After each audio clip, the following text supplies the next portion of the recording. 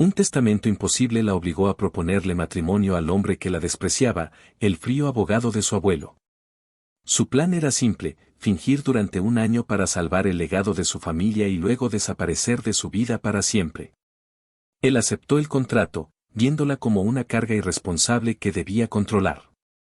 Pero las miradas fingidas se volvieron demasiado reales, los roces accidentales encendieron un fuego inesperado, y los besos actuados para el público empezaron a saber a una verdad peligrosa. Pronto, el hombre que solo quería cumplir un contrato se encontró consumido por los celos y una obsesión por la mujer que estaba derribando todos sus muros. Una mujer que no podía permitirse amar y que ahora no estaba dispuesto a dejar escapar. Antes de comenzar, dale like a este video, suscríbete al canal y comenta ahora ahí en Baixo desde donde lo estás viendo. Tu apoyo nos ayuda a contar historias más poderosas. Que tu vida esté llena de bendiciones si te suscribiste al botón de abajo que dice suscribirse o suscribirme. Ahora, comencemos. La noche en que el mundo de Alejandro Mendoza se convirtió en un infierno de cenizas y traición, olía a lluvia fresca y a los jazmines que su padre cultivaba con esmero en la terraza de su ático. Ese aroma, una mezcla de tierra mojada y dulce perfume floral, siempre le había traído a Alejandro una profunda sensación de paz, el olor inequívoco del hogar y la seguridad. Pero desde aquella fatídica noche, 5 largos años atrás, se había transformado en el perfume rancio de la pesadilla, un recordatorio olfativo constante y cruel de absolutamente todo lo que había perdido. Tenía apenas 25 años en aquel entonces, y se sentía, con la invencible arrogancia de la juventud, como el indiscutible rey del mundo. Era el heredero predestinado de un imperio colosal en el sector de la construcción, una empresa forjada no solo sobre cimientos de hormigón y acero, sino sobre una alianza que parecía mucho más fuerte que cualquier aleación. La de 2 familias, los Mendoza y los Ferrer. Su amistad había sido sellada no con sangre, sino con algo que en el mundo de los negocios se consideraba aún más sagrado, décadas de lealtad inquebrantable y una amistad tan profunda que rozaba la hermandad entre su padre, el visionario Ricardo Mendoza, y el socio de toda la vida de este, el meticuloso y brillante Fernando Ferrer. El imperio llevaba sus nombres, Mendoza y Ferrer Construcciones, y esas 3 palabras eran, en sí mismas, un sinónimo de integridad, calidad y un éxito que parecía imparable. Hasta esa noche. La llamada que hizo añicos su universo llegó pasadas las 2 de la madrugada. Era un número bloqueado, privado. Una voz grave y anónima al otro lado, probablemente un detective que intentaba ser delicado, le informó con una frialdad ensayada que su padre había sufrido un grave accidente en su despacho. Cuando Alejandro llegó a las oficinas centrales de la empresa, una imponente torre de cristal y acero que se erigía como un faro de poder en el corazón financiero de la ciudad, se encontró con una escena de caos controlado. Las luces parpadeantes de las patrullas pintaban de destellos azules y rojos las paredes de mármol del vestíbulo, y un enjambre de detectives y oficiales de policía se movía con una eficiencia sombría. Lo llevaron directamente al despacho de su padre, en la última planta, un santuario de éxito que ahora parecía una profanada escena del crimen. Ricardo Mendoza yacía en el suelo, junto a su imponente escritorio de caoba maciza, una copa de brandy de cristal tallado rota a su lado, sus fragmentos esparcidos como diamantes rotos sobre la alfombra persa. El informe preliminar de los paramédicos hablaría de un infarto masivo, fulminante, una trágica fatalidad. Pero lo que realmente había matado a su padre no fue la falla de su corazón. Fue la pura y devastadora fuerza de la traición. Sobre la superficie de cuero del escritorio, abierta para que el mundo la viera como un testamento de deshonor, había una carpeta de color rojo.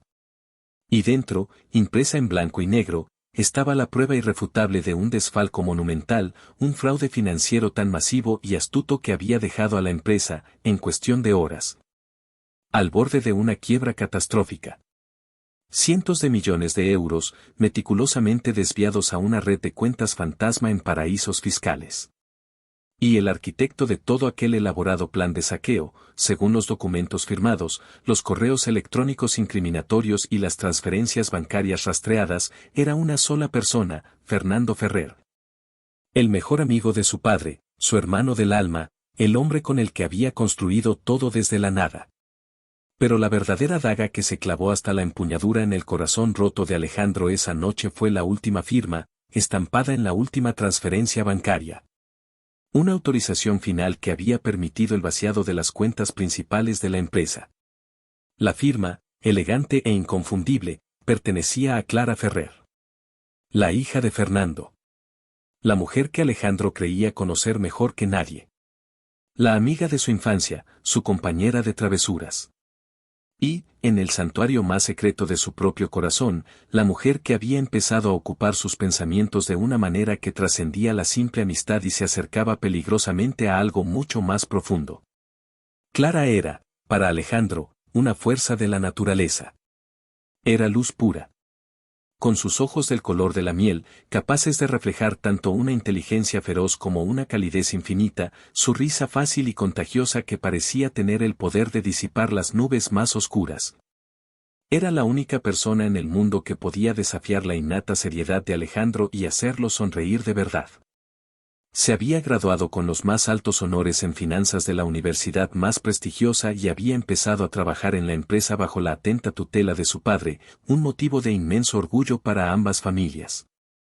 Alejandro la había visto crecer, transformarse de una niña larguirucha y pecosa en una mujer fuerte, segura de sí misma e increíblemente atractiva. Había una tensión no hablada entre ellos desde hacía años, una corriente subterránea de atracción que ambos habían elegido ignorar, por respeto, por lealtad a la amistad inquebrantable de sus padres. Esa noche, el nombre de Clara se convirtió en un veneno que le quemaba las venas. Ya no era luz, era la personificación de la oscuridad. Era la culpable. El rostro angélico de la traición más vil. La policía, actuando con celeridad ante la magnitud del fraude, emitió una orden de arresto contra Fernando y Clara Ferrer. Pero cuando los agentes llegaron a la elegante mansión de los Ferrer en las afueras de la ciudad, se encontraron con una casa vacía y silenciosa. Habían huido. Desaparecido sin dejar el más mínimo rastro, como fantasmas, llevándose consigo la fortuna, la historia y el honor de los Mendoza. La empresa, repentinamente cargada con deudas colosales y con su reputación hecha añicos por el escándalo, se derrumbó con la velocidad de un edificio dinamitado. Los proyectos se paralizaron de inmediato, los inversores huyeron como ratas de un barco que se hunde, los bancos exigieron la liquidación de activos. El ilustre nombre de Mendoza, antes sinónimo de éxito, se convirtió en una palabra sucia, sinónimo de escándalo, negligencia y fracaso. Alejandro lo perdió absolutamente todo en un abrir y cerrar de ojos, a su padre, el pilar de su vida, su futuro prometedor, su cuantiosa herencia, y, lo más doloroso, la fe y la confianza en la única mujer que le había importado de verdad. Se encontró de repente solo, a los 25 años, de pie en medio de las cenizas humeantes de un imperio, con nada más que un odio tan profundo y helado que le consumió el alma por completo. Y juró, con una voz rota sobre la tierra fresca de la tumba de su padre, que encontraría a los Ferrer, donde quiera que se escondieran. Y que se vengaría. Que dedicaría cada segundo, cada aliento, cada fibra de su ser a reconstruir el imperio y a hacerles pagar por su traición, pero sobre todo, a ella. Clara se convertiría en su obsesión, el único y oscuro propósito que lo mantendría en pie en el largo y solitario camino que tenía por delante. Pasaron 5 años. 5 años de un infierno personal y de un trabajo tan implacable que rozaba la autodestrucción. Alejandro Mendoza renació de sus propias cenizas, no como el heredero idealista y confiado que había sido, sino como un tiburón de los negocios, un depredador forjado en el fuego de la pérdida. Fundó su propia empresa desde cero, Mendoza Global, y con una ferocidad y una astucia financiera que asustaron y asombraron al mundo de los negocios. Construyó un nuevo imperio, más grande, más sólido y mucho más despiadado que el de su padre. Compró empresas rivales al borde de la quiebra y las transformó en máquinas de hacer dinero, aplastó a sus competidores sin piedad y amasó una fortuna personal que hacía que la de su padre pareciera una simple propina. Se convirtió en una leyenda en la ciudad, un hombre conocido tanto por su genio para los negocios como por su corazón de hielo. No tenía amigos, solo socios estratégicos. No tenía relaciones, solo aventuras pasajeras y superficiales con mujeres que no significaban nada. El odio visceral hacia los Ferrer era el combustible de alta potencia que alimentaba su motor, el fuego negro que lo impulsaba a seguir adelante. Y nunca, ni por un solo día, dejó de buscarlos. Un día cualquiera, sus abogados, un equipo de los litigantes más caros y eficaces del país, lo llamaron para una reunión de carácter urgente. No se trataba de una nueva adquisición ni de un litigio. Se trataba de un testamento. Un documento secundario y secreto que su padre había redactado años antes del desastre y que estipulaba sus últimos y más personales deseos en el improbable caso de que la empresa familiar original se reconstruyera algún día. Y contenía una cláusula tan retorcida y maquiavélica que parecía una broma macabra, la última y extraña voluntad de un hombre que, incluso desde la tumba, aún creía ciegamente en la lealtad. Para que el nombre, Mendoza y Ferrer, pueda ser legalmente restaurado y la empresa original vuelva a alcanzar su antigua gloria, leía el abogado principal con voz monótona: mi amado hijo, Alejandro Mendoza. Deberá trabajar en directa sociedad con Clara Ferrer, hija de mi querido socio, Fernando, para llevar a cabo esta noble misión. Solo si ambos colaboran y unen sus talentos, podrán acceder a los fondos fiduciarios secretos que he dejado apartados para este único propósito. Esta colaboración deberá durar un mínimo de 5 años y ser supervisada por un comité independiente. Alejandro se quedó helado, inmóvil en su sillón de cuero italiano. Su padre, en su idealismo casi ingenuo, había creado una trampa. Pero lo que en un principio pareció una maldición, rápidamente se transformó en su mente en una oportunidad. Una oportunidad dorada y esperada durante mucho tiempo. Coincidiendo con esta revelación, sus investigadores, por fin, después de 5 largos y frustrantes años, habían localizado a Clara Ferrer.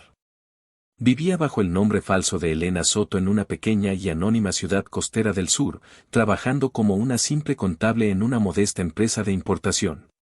Su padre, Fernando, había muerto hacía 2 años de un cáncer agresivo, llevándose sus secretos a la tumba. Ella estaba completamente sola. Y, según los informes, económicamente vulnerable. Y ahora, gracias a la última voluntad de su padre, estaba legalmente atada a él. La venganza, fría y paciente, después de tanto tiempo, por fin estaba a su alcance, servida en bandeja de plata. Encuéntrenla, le ordenó a su jefe de seguridad, su voz era un susurro helado. Tráiganla a mi oficina. No me importa cómo lo hagan, pero la quiero aquí antes del fin de semana. Una semana después, Clara Ferrer, ahora con 28 años, fue escoltada, casi a la fuerza, por 2 hombres de traje oscuro. Al mismo despacho en la última planta de la torre donde el mundo de Alejandro se había derrumbado 5 años atrás. Él la esperaba de pie, de espaldas a la puerta, contemplando la ciudad que ahora era suya, imitando la postura que su padre solía adoptar. Pero cuando se giró, Clara vio con un sobresalto que el joven idealista de 25 años que ella recordaba con cariño y dolor había desaparecido por completo. En su lugar había un hombre de 30, más alto, más ancho, con una presencia que absorbía todo el aire de la habitación. Era más duro, más frío, con cicatrices invisibles en el alma que se reflejaban en la implacable dureza de sus ojos oscuros. Seguía siendo increíblemente guapo, de una manera casi dolorosa, pero su belleza era ahora peligrosa, afilada como el borde de un cuchillo. Sorprendida de verme, Clara, dijo, su voz era un murmullo grave y cargado con el veneno de 5 años de odio acumulado. Clara lo miró, obligándose a mantener la barbilla en alto, su propio rostro era una máscara de desafío para ocultar el terror que sentía por dentro. Había envejecido más de 5 años. Finas líneas de estrés y cansancio se dibujaban alrededor de sus ojos color miel, y la alegría chispeante que siempre la había caracterizado se había extinguido, reemplazada por una cautela cansada. Alejandro, dijo ella, su voz era un susurro que apenas logró salir. No tengo absolutamente nada que decirte.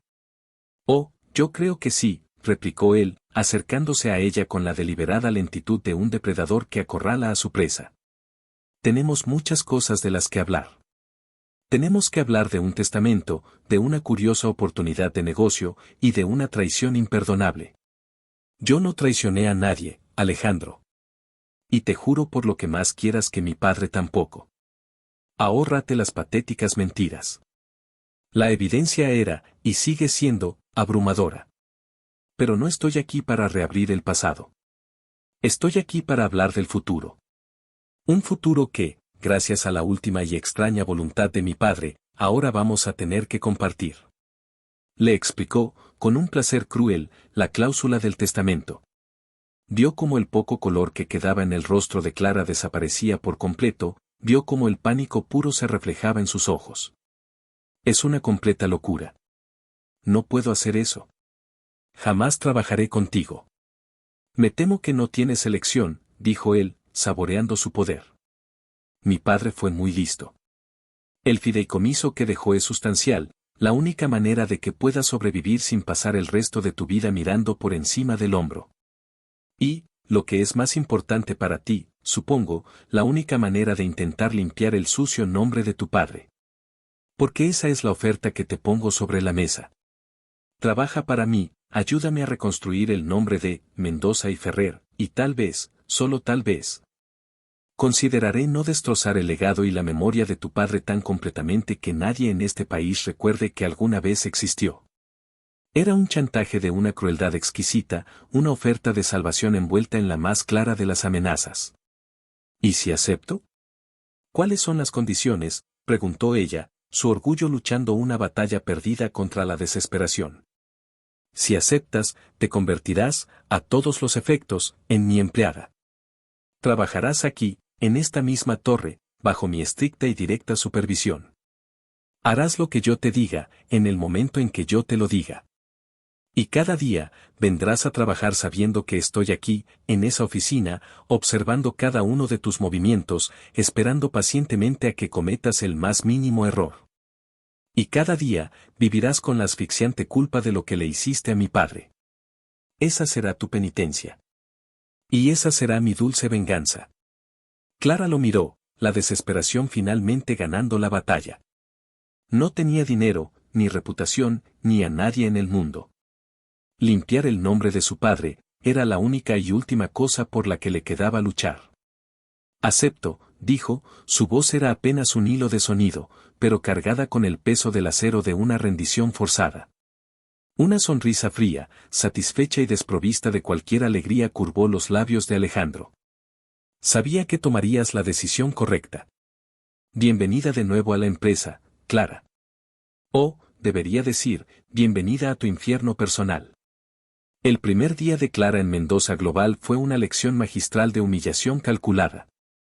Alejandro no le asignó un despacho acorde a su supuesta nueva posición de socia, sino un pequeño cubículo de cristal transparente en medio de la planta abierta, justo frente a su propia e imponente oficina. La jaula de cristal, la llamó ella en silencio. La quería allí, expuesta, para que todos los empleados la vieran, para que supieran quién era y que estaba allí única y exclusivamente bajo su control. Su primer encargo no fue revisar las finanzas de la nueva empresa conjunta, ni trazar un plan de negocio. Fue organizar y digitalizar el archivo muerto de la antigua Mendoza y Ferrer. Cajas y cajas de carpetas polvorientas, un cementerio de papel lleno de los fantasmas de un tiempo más feliz. Cada factura firmada con la elegante caligrafía de su padre, cada memorándum con las iniciales de Ricardo Mendoza, era una pequeña daga de nostalgia y dolor que se clavaba en su corazón. Quiero que revises hasta el último documento, le ordenó Alejandro, de pie en la puerta de su reluciente oficina de caoba y cristal, observándola desde la distancia como un emperador observa a un gladiador. Quiero que te empapes bien de los detalles del imperio que tu familia ayudó a destruir con tanta eficiencia. La convivencia diaria en la oficina se convirtió en una guerra de desgaste psicológico. Cada encuentro estaba cargado de una tensión tan espesa que se podía cortar con un cuchillo. Las discusiones, a menudo veladas bajo una capa de profesionalidad forzada, eran su única forma de comunicación. Este informe financiero está incompleto y es descuidado, Clara. ¿Así es como tu padre te enseñó a trabajar? Con dejadez y falta de atención al detalle, la atacaba él públicamente, dejando caer con desprecio un informe sobre su pequeño escritorio. Si tuvieras la decencia de darme acceso completo a todos los archivos pertinentes, en lugar de tratarme como a una becaria mal pagada, quizás podría hacer mi trabajo de manera competente y a la altura de mis capacidades, replicaba ella, sin levantar la vista de la pantalla de su ordenador, su voz tranquila pero firme. Pero bajo la capa de hostilidad, algo más se agitaba en el subconsciente de Alejandro. A pesar de su odio, no podía evitar observarla. Veía la forma en que se mordía el labio inferior cuando estaba sumida en una profunda concentración. La inteligencia feroz que brillaba en sus ojos color miel mientras desentrañaba complejos problemas financieros que habían desconcertado a su equipo de expertos. Y sobre todo, veía la inquebrantable y casi obstinada lealtad con la que hablaba de la memoria de su padre, una lealtad que lo confundía y lo enfurecía a partes iguales. Y descubrió, para su horror, que la atracción que había sentido por ella en el pasado, lejos de morir, se había transformado en algo mucho más oscuro, complejo y posesivo. Una tarde, una crisis inesperada estalló en una de las obras más importantes de la empresa, un rascacielos que se convertiría en el nuevo buque insignia de la compañía. Un problema estructural imprevisto amenazaba con retrasar todo el proyecto meses, costando millones. Alejandro estaba fuera de la ciudad, en una reunión ineludible. Su equipo de ingenieros, algunos de los mejores del país, estaba en un callejón sin salida, incapaz de encontrar una solución viable sin tener que demoler una parte de la estructura ya construida. Clara, que por orden de Alejandro había estado estudiando los planos originales del proyecto, que curiosamente eran una adaptación de un diseño en el que sus padres habían trabajado juntos años atrás. Encontró un fallo de cálculo, una debilidad en el diseño que ella recordaba que su padre siempre había temido. Trabajando febrilmente durante horas, bebiendo taza tras taza de café, ideó una solución. No era ortodoxa, era audaz, una modificación estructural que no solo solucionaba el problema de manera brillante, sino que, además, reforzaba toda la estructura y, de paso, ahorraba millones en costes de materiales y mano de obra. Cuando Alejandro regresó a la ciudad al día siguiente, se encontró con una escena inesperada. Entró en la sala de juntas y vio a Clara de pie, frente a la mesa, explicando con una claridad y una confianza asombrosa su plan a un grupo de ingenieros y arquitectos, hombres mayores y experimentados, que la escuchaban con un respeto y una admiración evidentes. Se quedó en el umbral, oculto, observándola en secreto. Y en ese momento, no vio a la hija del traidor. Vio a la mujer brillante, apasionada y capaz que siempre había sido, la líder nata que su padre, Ricardo, siempre había dicho que era. Por un fugaz y confuso momento, el odio flaqueó, y sintió una punzada de algo que se parecía peligrosamente al orgullo. Más tarde esa noche, mucho después de que todos los empleados se hubieran marchado, encontró a Clara sola en su cubículo de cristal, terminando de redactar el informe final sobre la solución estructural. Se acercó a ella en silencio, la tensión entre ellos era una presencia física en la quietud de la oficina. «Has hecho un buen trabajo hoy», dijo finalmente, su voz era un murmullo a regañadientes, como si las palabras le quemaran la garganta. «Solo hacía mi trabajo». «¿Para eso me pagas?». «No», respondió ella con frialdad, sin apartar los ojos de la pantalla. «No. Has hecho mucho más que eso. Has salvado el proyecto más importante de esta empresa. Lo has salvado como lo habría hecho tu padre», admitió él, y la admisión le costó un esfuerzo visible. «Mi padre era un hombre bueno y decente, Alejandro. Y sobre todo, era un hombre leal. Él nunca, jamás, habría traicionado a tu padre. Era su mejor amigo. Los documentos, las pruebas, dicen otra cosa. Los documentos pueden mentir. Las personas pueden ser engañadas», susurró ella, y en ese momento, levantó la vista y sus ojos se encontraron. La conexión, la vieja corriente subterránea de atracción que había estado enterrada bajo 5 largos años de odio y dolor, resurgió con una fuerza abrumadora e innegable. El espacio entre ellos pareció encogerse, el aire de la oficina se cargó de una electricidad que erizaba la piel. Alejandro recordó entonces, no la gala, no un evento público, sino algo mucho más privado. Una vez, años atrás, la encontró llorando en la biblioteca de su casa después de una discusión con su padre. Él se sentó a su lado, y en un impulso, le tomó la mano. La conexión había estado allí, latente, incluso entonces. No supo quién de los dos se movió primero. Quizás fue él, buscando castigarla y castigarse a sí mismo por la debilidad que sentía. O tal vez fue ella, buscando un segundo de consuelo en medio de su infierno personal. Pero de repente, sus bocas se encontraron. El beso no fue tierno. Fue un acto de agresión, un beso de furia, de frustración, de 5 años de dolor, de culpa y de un anhelo reprimido tan profundo que era un abismo. Fue un castigo y una absolución, todo a la vez. Sus manos subieron al pelo de ella, agarrándolo con una urgencia casi violenta, mientras las manos de ella se aferraban a las solapas de su chaqueta como si se estuviera ahogando y él fuera su único salvavidas. Fue un beso que hizo añicos todas las barreras de odio que habían construido tan cuidadosamente a su alrededor. Cuando finalmente se separaron, jadeando, se quedaron mirando el uno al otro, el shock, el deseo y la confusión luchando en sus rostros. Esto es un error, susurró ella, sus labios estaban hinchados y enrojecidos. Lo sé, respondió él, su voz era ronca, casi irreconocible. Y, desafiando toda lógica y razón, volvió a besarla. Se dio cuenta, con un terror absoluto, de que su meticuloso plan de venganza se había vuelto mucho más complicado. No solo quería destruirla. Ahora, la quería. Y esa salvaje contradicción era una tortura mucho peor que cualquier plan de humillación que hubiera ideado para ella. Su odio estaba empezando a saber peligrosamente a amor y no tenía ni la más remota idea de cómo iba a sobrevivir a eso. El eco de aquel beso resonó en las frías paredes de la oficina durante días, una vibración silenciosa que lo cambió todo. La guerra fría entre ellos no cesó, pero su naturaleza se transformó. Ahora, debajo de cada sarcasmo, de cada crítica mordaz, latía una conciencia constante del otro, una memoria física de la boca ajena, del calor de sus cuerpos. Se movían por la oficina con una nueva y peligrosa cautela, como dos soldados enemigos que han descubierto que comparten una misma y vulnerable humanidad. Para Alejandro, las noches se convirtieron en un purgatorio. Se sentaba solo en su ático, un palacio de cristal suspendido sobre la ciudad que había conquistado, y se encontraba pensando en ella con una obsesión que lo aterrorizaba. Revivía el beso una y otra vez en su mente, la suavidad de sus labios, la fiereza de su respuesta. Se odiaba a sí mismo por la debilidad que sentía, por el deseo crudo y animal que le provocaba la mujer que, según todas las pruebas, había sido la arquitecta de la ruina de su familia.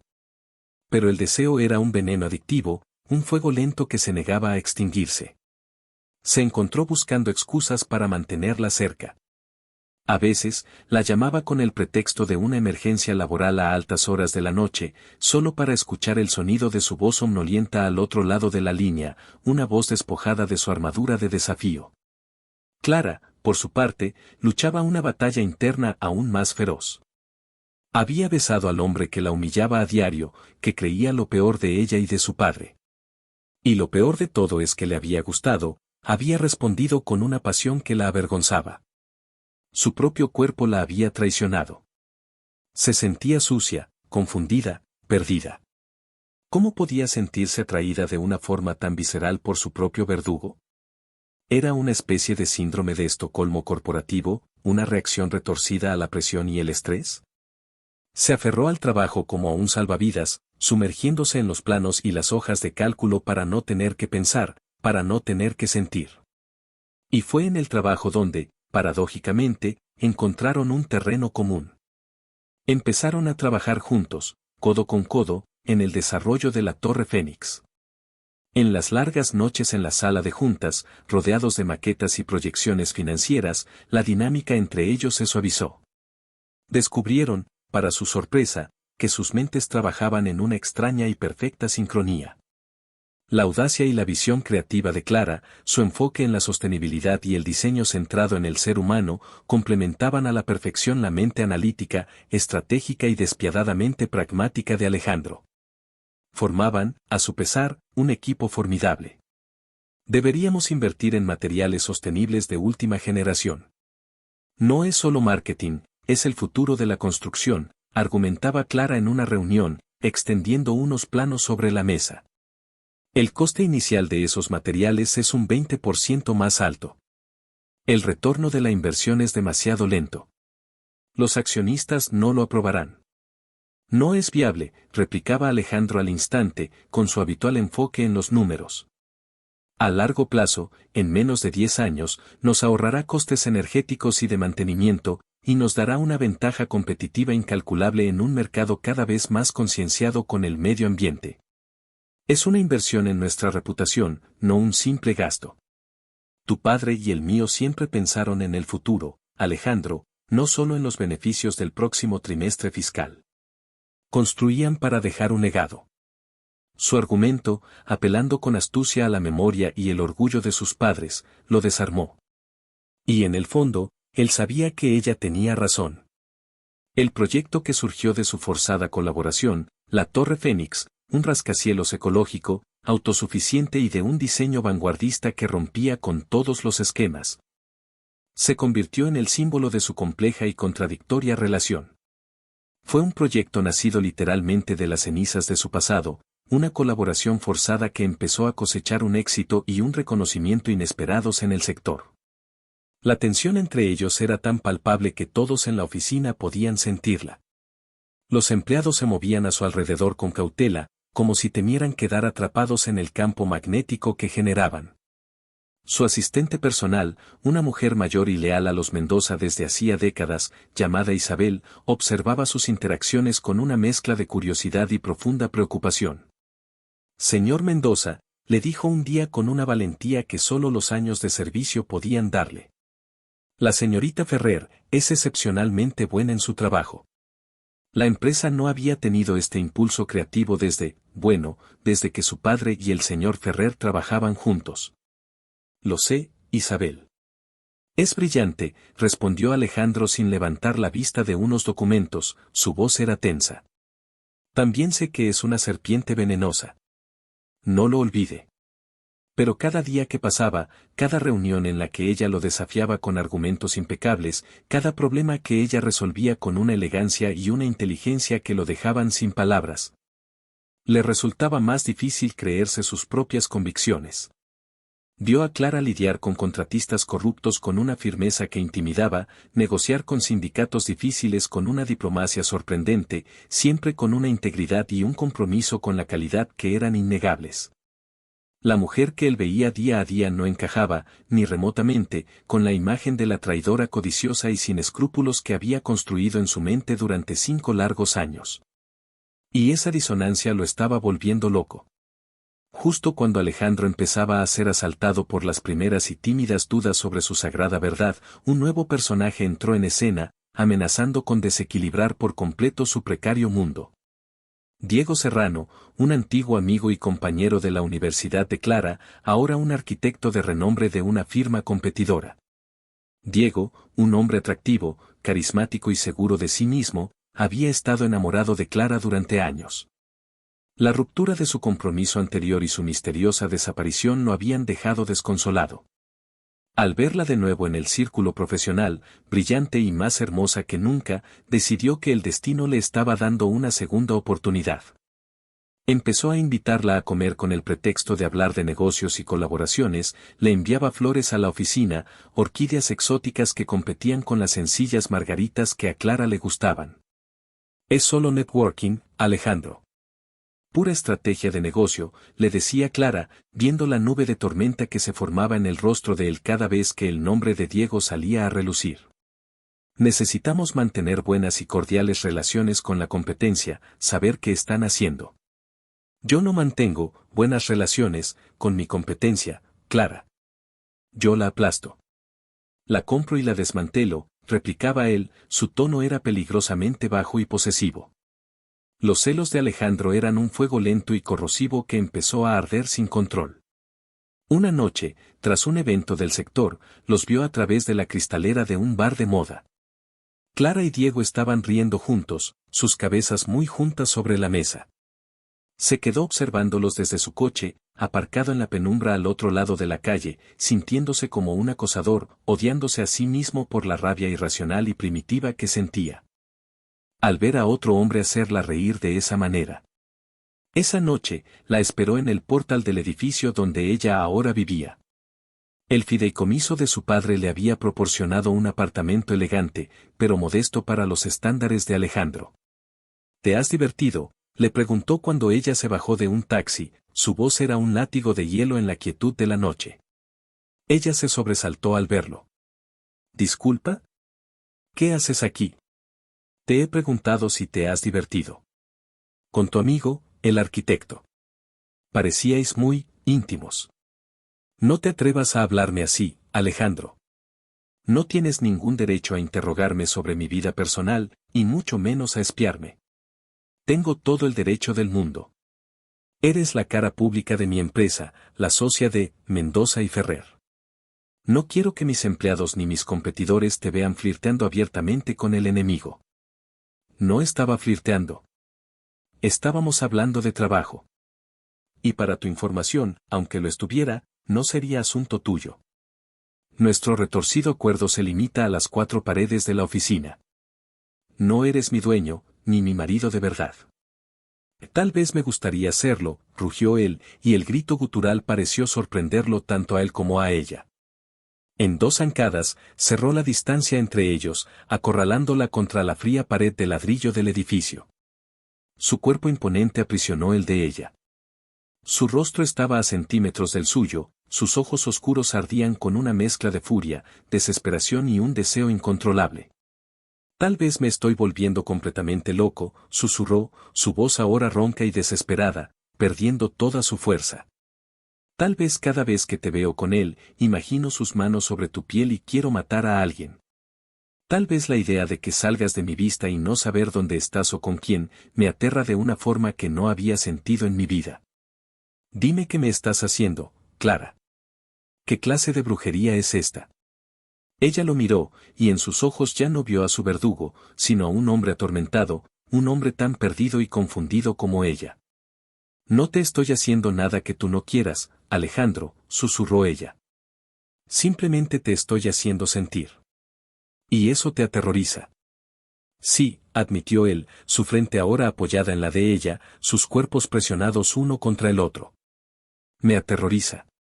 Y la besó de nuevo. Y esta vez, el beso no tenía nada de odio. Estaba lleno de una necesidad abrumadora, de una rendición total y absoluta a los sentimientos que ambos habían estado negando.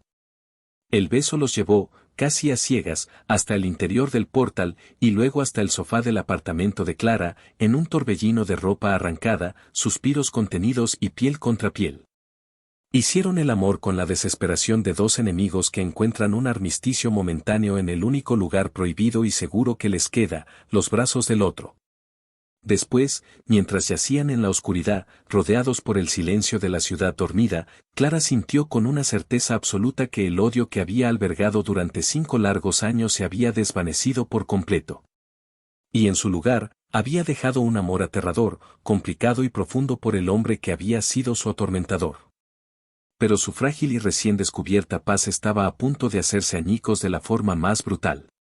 Un antiguo contable de la empresa original Mendoza y Ferrer, un hombre llamado Javier Benítez, que había sido despedido de forma abrupta por Fernando Ferrer meses antes del colapso, había decidido hablar.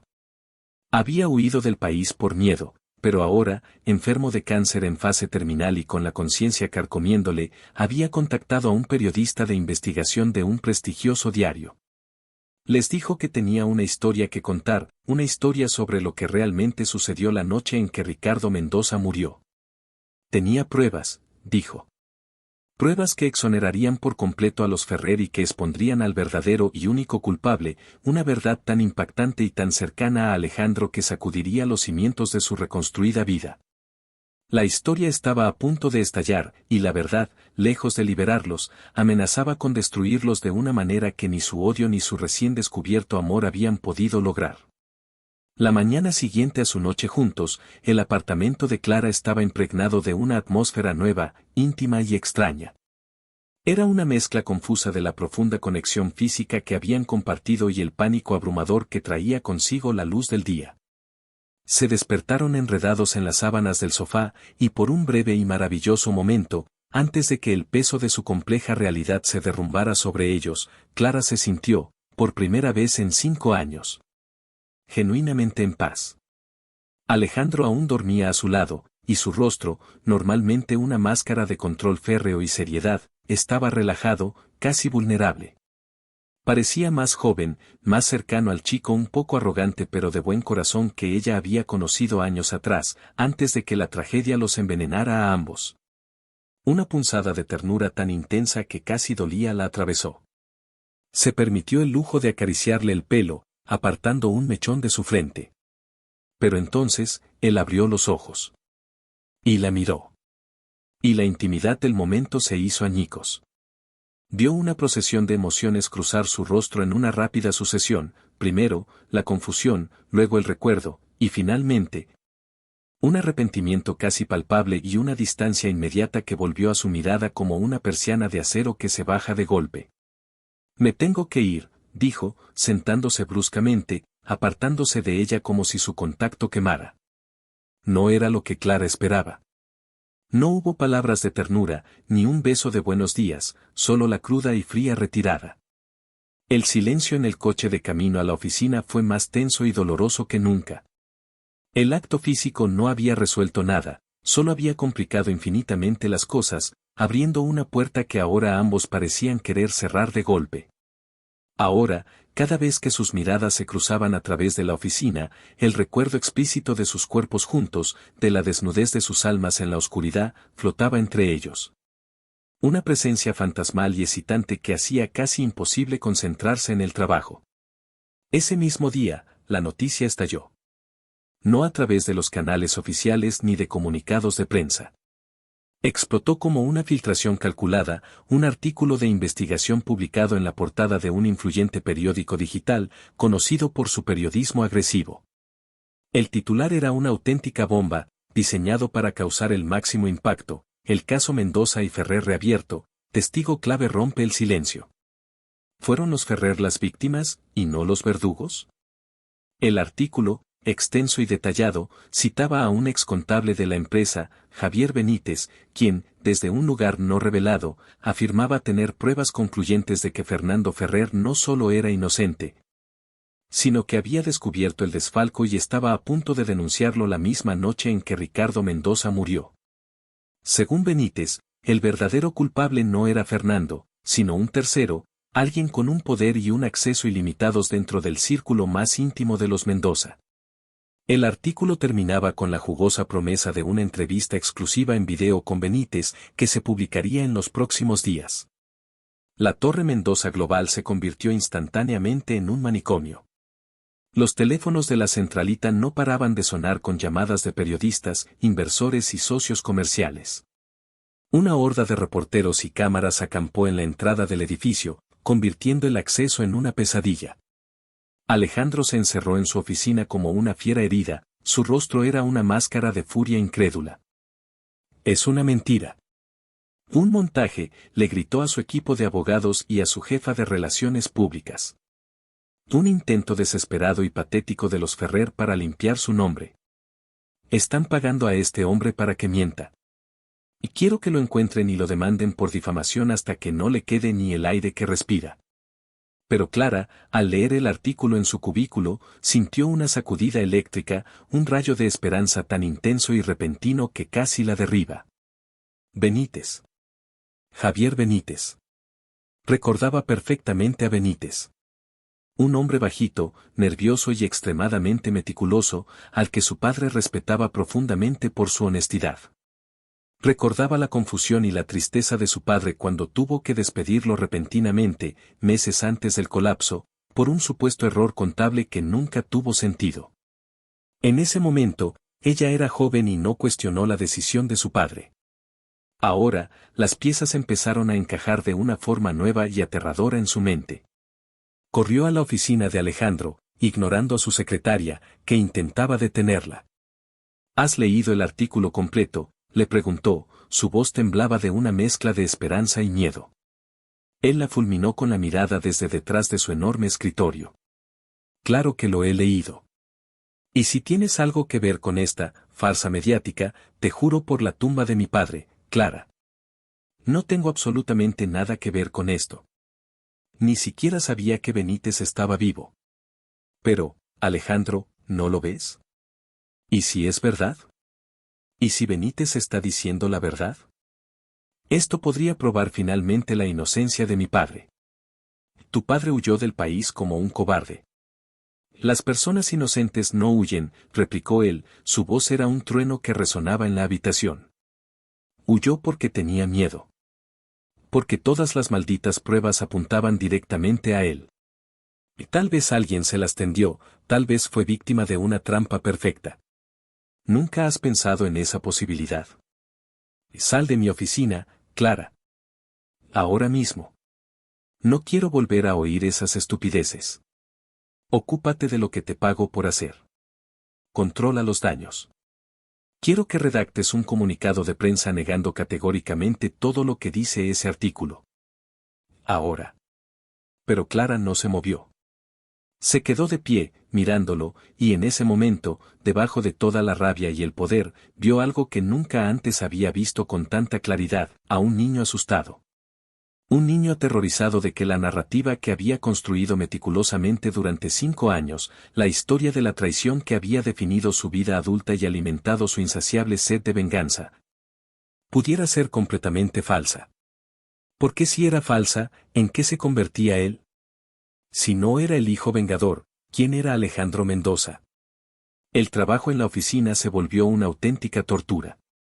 La revelación de Benítez había trazado una línea invisible, dividiendo a la empresa. Algunos empleados, que habían trabajado con Fernando Ferrer durante años, miraban ahora a Clara con una nueva curiosidad y una simpatía cautelosa. Otros, los más jóvenes y leales ciegamente a Alejandro, la veían con abierta hostilidad, convencidos de que ella era la mente maestra detrás de una elaborada campaña de desprestigio.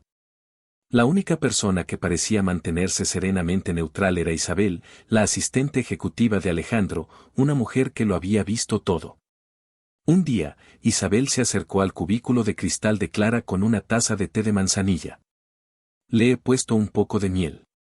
Es bueno para los nervios, le dijo en voz baja, aprovechando que no había nadie cerca. Gracias, Isabel. Lo necesito. Conozco a Alejandro desde que era un niño y venía a la oficina a jugar con clips en la alfombra del despacho de su padre. Lo que le pasó a don Ricardo no solo le rompió el corazón. Lo rompió a él. A veces, las personas se aferran a su dolor y a su rabia con todas sus fuerzas, porque tienen miedo de que si lo sueltan, no les quede nada, dijo la mujer mayor con una sabiduría tranquila que sorprendió y conmovió a Clara. La tensión personal entre Alejandro y Clara alcanzó un punto álgido, casi insostenible. Se evitaban por los pasillos, comunicándose solo a través de correos electrónicos fríos y profesionales, o mediante Isabel. Pero la atracción seguía ahí, un imán poderoso e innegable que los obligaba a orbitar el uno alrededor del otro. Diego Serrano, el arquitecto, vio la crisis como su gran oportunidad. Se convirtió en el apoyo público de Clara. La defendió en círculos profesionales, habló con periodistas de su integridad y redobló sus esfuerzos por conquistarla. Déjalo de una vez, Clara. Ese hombre te está consumiendo, te está destruyendo. Vente a trabajar conmigo a mi firma. Te daré el puesto que te mereces. Te protegeré, le dijo una noche. Se encontraron casualmente en un evento benéfico al que ambos habían sido invitados. Alejandro también estaba allí, observando desde la distancia, solo y sombrío. Y los vio. Vio a Diego tomarle la mano a Clara sobre la mesa. Vio la expresión de sincera súplica en el rostro de Diego. Y vio, o creyó ver, una sombra de vacilación en el rostro de Clara. Los celos lo cegaron.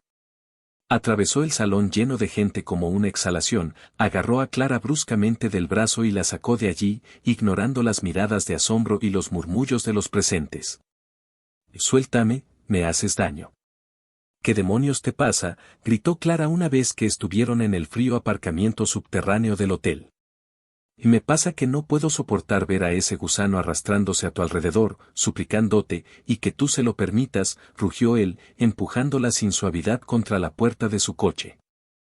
Él estaba ofreciéndome consuelo y apoyo, algo que el supuesto socio con el que me acuesto fue incapaz de hacer en toda la semana, espetó ella, las palabras salieron antes de que pudiera contenerlas.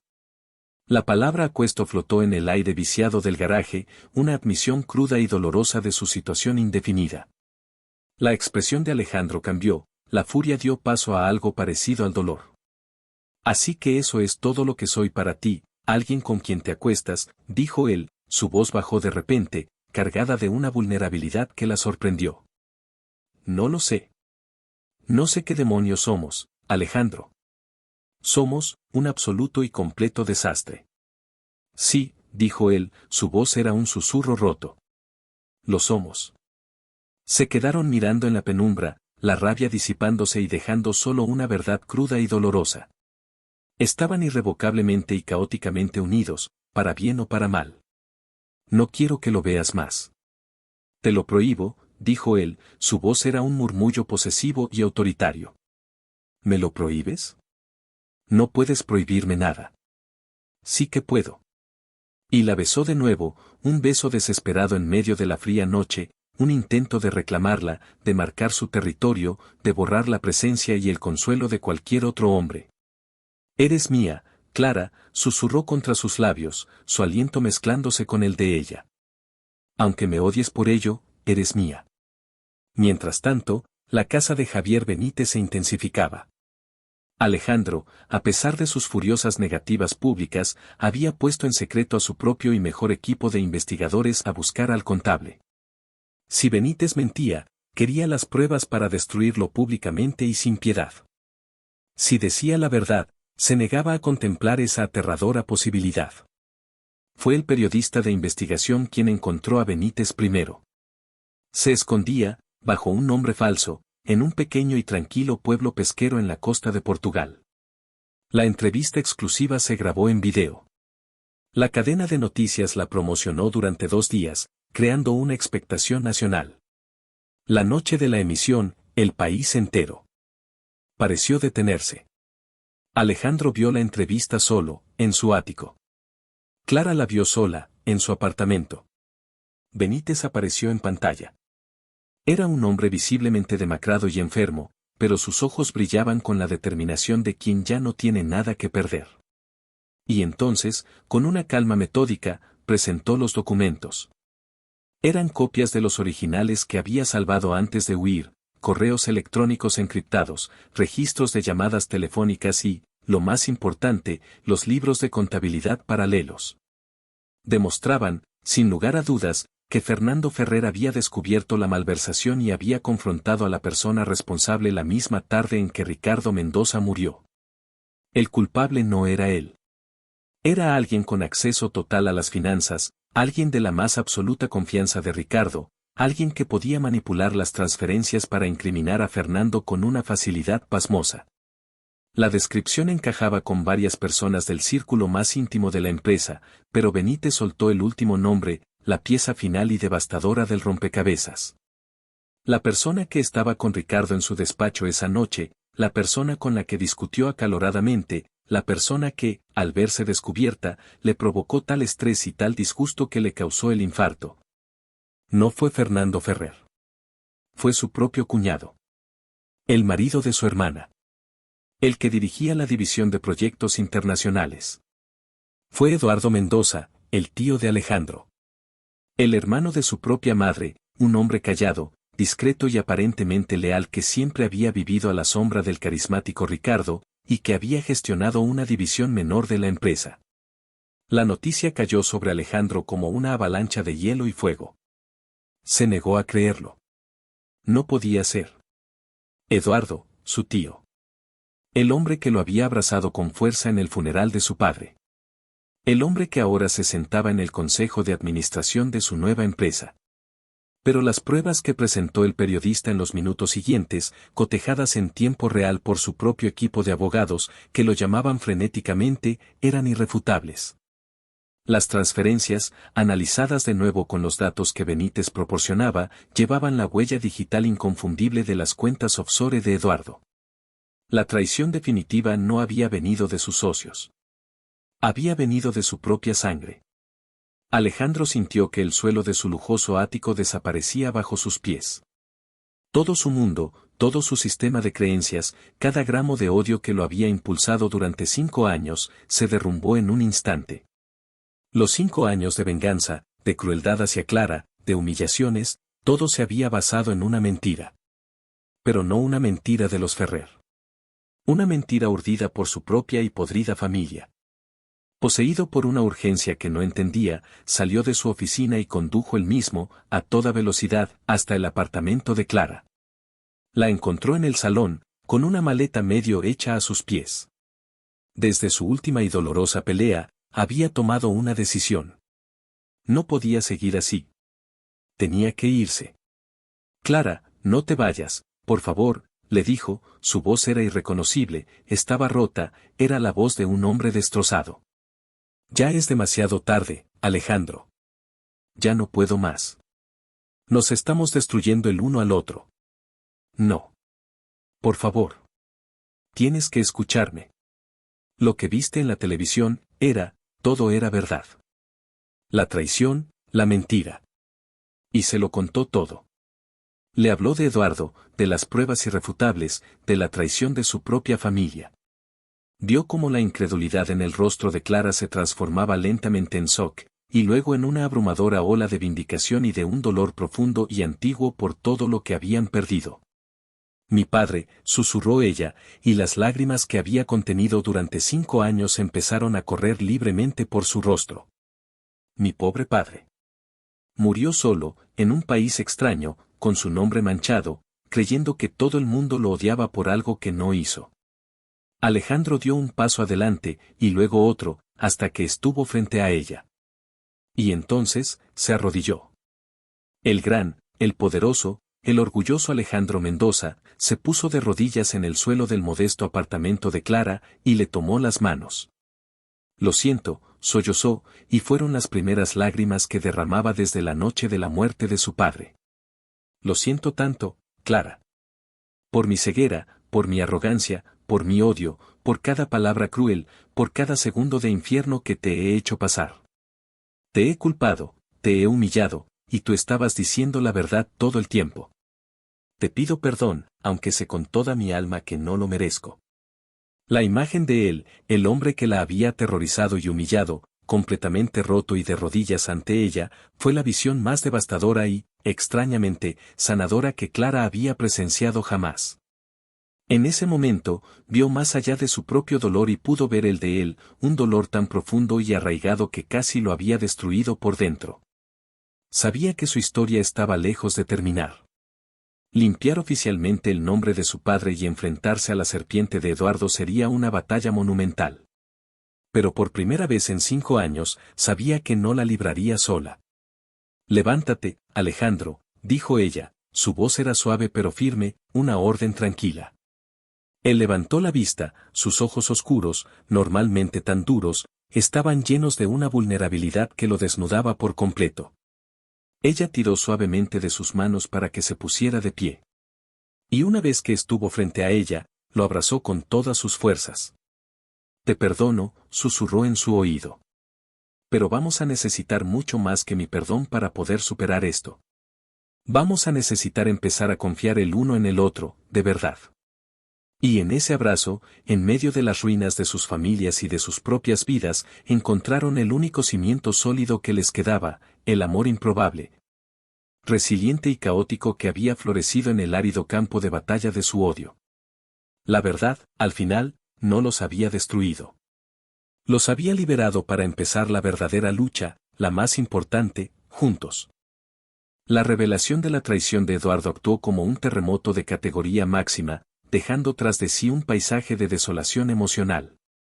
El perdón que Clara le había concedido a Alejandro en su apartamento no fue una cura mágica, sino más bien el primer y tembloroso paso en un largo y arduo camino hacia la sanación. El abrazo en el que se habían fundido no borró los 5 años de humillaciones y dolor, pero sí abrió una pequeña grieta en el muro de resentimiento por la que podía empezar a filtrarse la luz. Ahora, se enfrentaban a una guerra en 2 frentes, la batalla pública para limpiar el nombre de Fernando Ferrer y exponer a Eduardo, y una batalla privada, mucho más silenciosa y compleja, para reconstruir la confianza que había sido pulverizada entre ellos. Se convirtieron en aliados por necesidad, 2 generales planificando una campaña desde su nuevo cuartel general, el ático de Alejandro. El lugar, que antes para Clara había sido un símbolo de opresión, se transformó en un refugio y un laboratorio de estrategia. Las mesas de diseño que antes solo sostenían copas de whisky y contratos, ahora estaban cubiertas de documentos legales. Transcripciones de la entrevista de Benítez y diagramas que trazaban la compleja red financiera de Eduardo. La primera decisión estratégica que tomaron fue crucial.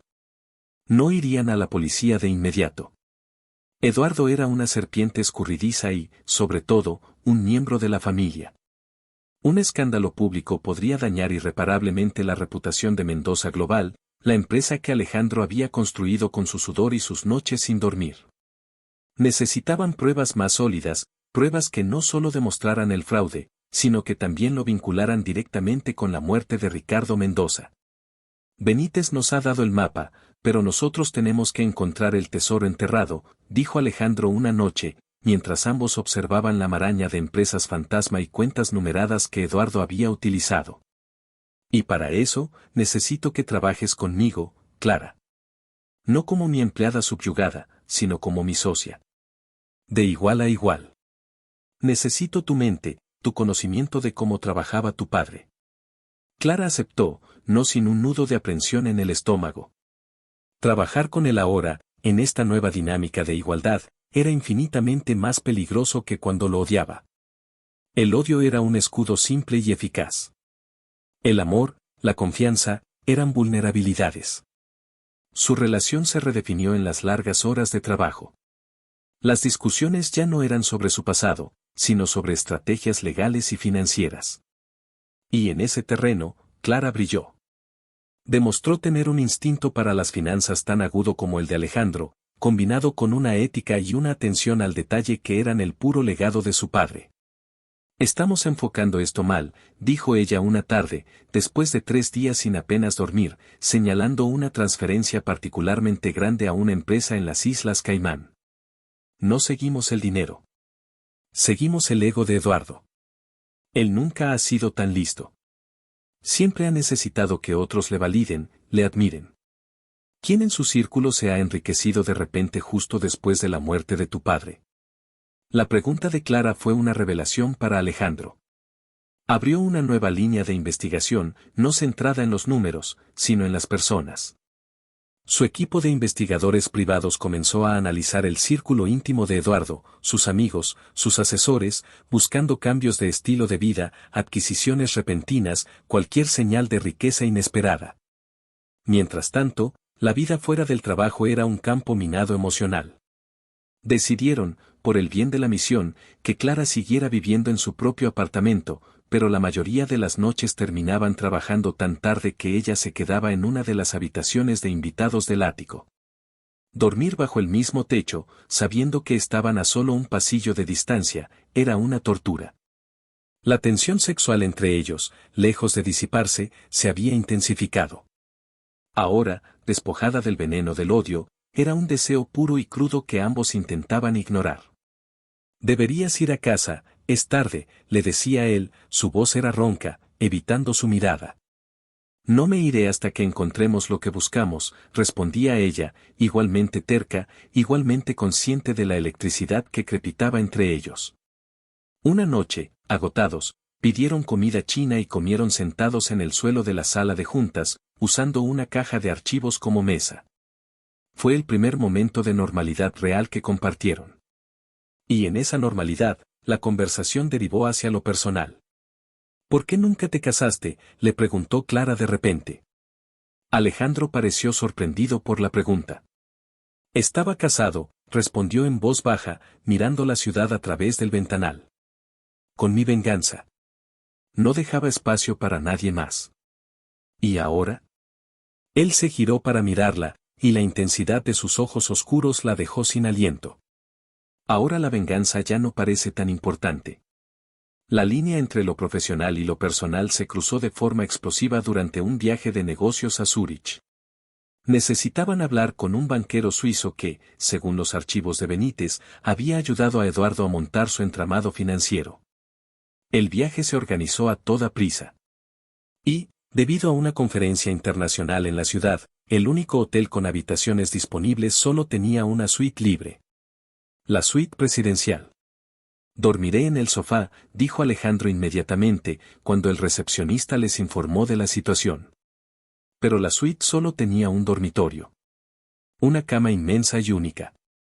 La tensión durante el check-in fue casi cómica. Compartir una suite, una cama, después de lo que había pasado entre ellos, parecía una broma cruel del destino. Es una cama muy grande. Apenas notaremos que el otro está ahí, dijo Clara, intentando sonar pragmática, aunque su corazón latía con la fuerza de un tambor. La primera noche fue una agonía de conciencia. Ambos se acostaron rígidos como tablas, en lados opuestos de la cama, dejando un gran cañón de sábanas entre ellos. Clara podía oír la respiración de Alejandro en la oscuridad, sentir el calor que irradiaba su cuerpo. Se preguntó si él también estaría despierto, si también estaría luchando contra el impulso de cruzar ese abismo de tela. Al día siguiente, la reunión con el banquero suizo, Ernst Schiller, fue un desastre. El hombre, un personaje resbaladizo y protegido por capas de leyes de secreto bancario, negó tener conocimiento de Eduardo o de las cuentas. Sabían que mentía, pero sin una orden judicial, no podían obligarlo a hablar. Salieron de la reunión frustrados y derrotados. Se acabó, dijo Clara, sentada en una cafetería junto al lago, observando los cisnes. Hemos llegado a un callejón sin salida. Nunca, dijo Alejandro, su voz era una roca. Nunca se acaba. Solo necesitamos encontrar una nueva puerta. Pero esa noche, la derrota pesaba sobre ellos. De vuelta en la suite del hotel, el ambiente era sombrío. Alejandro abrió una botella de vino del minibar. Se sentaron en el pequeño balcón, observando las luces de Zúrich reflejadas en el agua oscura del lago. Tenías razón, dijo él de repente, rompiendo un largo silencio. ¿En qué? Cuando dijiste que la gente se aferra a su dolor. Durante 5 años, he sido, solo eso. Dolor y rabia. Y ahora que todo eso podría desaparecer, no estoy seguro de saber quién soy sin ello. Eres el hombre que reconstruyó un imperio de la nada. El que luchó por su padre. Eres un hombre leal, Alejandro. A veces, demasiado, dijo ella suavemente. Él la miró, y en sus ojos ella vio una vulnerabilidad que nunca antes le había mostrado, ni siquiera en su momento más bajo. El dolor por mi padre era real. Pero la venganza se convirtió en una adicción. En una excusa para no sentir nada más. Para no volver a ser vulnerable. Y entonces llegaste tú. Y destrozaste todas mis defensas, incluso cuando creía odiarte. El vino, la noche suiza, la confesión cruda. Las barreras se desmoronaron. Él se inclinó y la besó. Fue un beso lento, tierno, lleno de preguntas. Y ella le respondió, sus labios contándole todo lo que no se atrevía a decir. El beso se profundizó, y esta vez, no hubo vuelta atrás. La llevó en brazos hasta el dormitorio, y en esa cama inmensa y anónima, a miles de kilómetros de su complicada vida, finalmente hicieron el amor como 2 personas libres. Sin odio, sin mentiras, sin pasado. Solo un hombre y una mujer que se habían encontrado de la manera más retorcida posible y que ahora estaban reclamando su derecho a la felicidad. Pero la felicidad es efímera, y sus enemigos no descansaban. De vuelta en su ciudad, la investigación de Alejandro y Clara sobre el círculo íntimo de Eduardo dio sus frutos. Descubrieron al eslabón débil, un joven y ambicioso corredor de bolsa que trabajaba para Eduardo y que había cometido el error de comprarse un coche deportivo y un apartamento de lujo que no podía permitirse. Alejandro, usando métodos que rayaban en la intimidación, acorraló al joven. Y él cantó. Les dio los números de cuenta, los nombres, las fechas. Les dio todo lo que necesitaban para construir un caso hermético contra Eduardo. Pero mientras preparaban el golpe de gracia, Eduardo hizo su propio movimiento, uno mucho más personal y cruel. Había estado observándolos, sabía de su creciente cercanía. Y decidió atacar a Clara en su punto más vulnerable, su reputación. Filtró a la prensa sensacionalista una versión distorsionada y envenenada de su historia. El titular era brutal: la amante secreta de Mendoza y Ferrer, sedujo al padre y ahora al hijo para asegurarse la fortuna. El artículo insinuaba que Clara había sido la amante de Ricardo Mendoza, y que ahora, usando su influencia, había seducido a un Alejandro vulnerable para tomar el control de la empresa. Usaba fotos de ellos juntos, sacadas de contexto, citas de fuentes cercanas, probablemente amigos de Eduardo. Era una obra maestra de la difamación. El ataque fue devastador para Clara. La pintaban como una cazafortuna sin escrúpulos, como una mujer sin moral. La gente en la calle la señalaba, los empleados en la oficina la miraban con renovada sospecha. Se sintió sucia, expuesta, humillada. Se encerró en su apartamento, negándose a salir o a contestar el teléfono. Alejandro, al ver el artículo, sintió una rabia tan pura y blanca que por un momento temió perder el control. Fue a ver a Clara. Ella no le abrió la puerta. Vete, Alejandro. Esto es tu culpa. Tu mundo. Yo no pertenezco a él, le gritó desde dentro. Él no se fue. Se quedó fuera de su puerta toda la noche, sentado en el suelo del pasillo, como un centinela. A la mañana siguiente, cuando ella finalmente abrió, lo encontró allí, con ojeras y una determinación de acero en sus ojos. Voy a arreglar esto, Clara. Te lo juro por mi vida, dijo. Y entonces hizo algo que solo el antiguo Alejandro habría hecho, pero con una nueva motivación.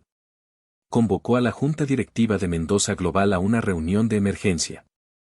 Y también invitó a Clara.